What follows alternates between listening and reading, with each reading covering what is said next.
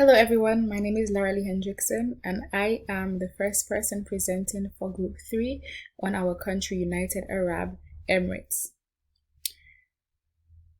The objectives that I will be focusing on would be the basic details or basic background information about UAE.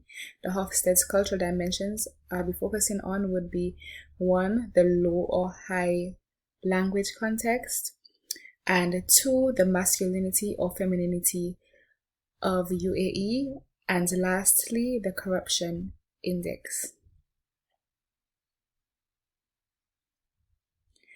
As of 2021, UAE's population was 9.99 million. UAE has a very low growth rate and also a low birth rate, so their population only increases approximately up to 1.2% every year. The languages that are spoken in UAE are Arabic, English, Urdu, Hindi, Farsi or Persian, and Tagalog. Those are the languages that are usually spoken in UAE. And for their religion, the constitution designates Islam as the official religion, and other religions are allowed in UAE, but they cannot convert a Muslim into their religion, but they can convert an Islam if they want to. For the currency, 1 United Arab Emirates dirham is equals to 0.27 cents in US, and it is located or situated in the Middle East.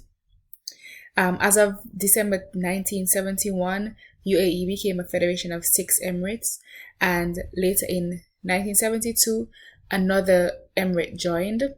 So now they have 7 emirates, and those are Abu Dhabi, Dubai, Sharjah, Ajman, Amal Quwain, and Fujairah. And in 1972, Ras Al Khaimah joined. The second objective would be to focus on the low or high language context. In UAE, they have a very high nonverbal communication as compared to us in the US. We use verbal communication most of the time. In UAE, they have a high use of voice tone, and they use a lot of gestures and eye movement, and those movements would actually transmit the important parts of the conversation. So based on what gesture or eye movement that is given, you would know the direction of the conversation. And it is also difficult to build business relationships with countries that have a very low context culture.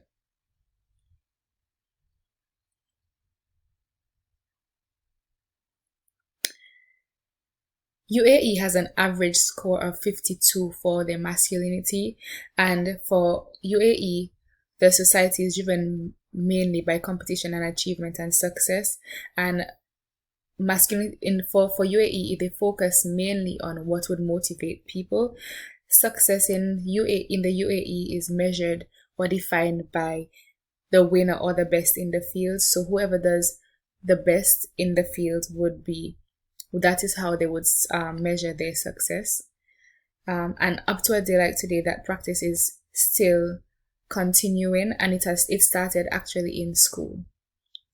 For the femininity, they focus more on the quality of life because they feel like that is what would determine their success, and they have a very low score on that dimension.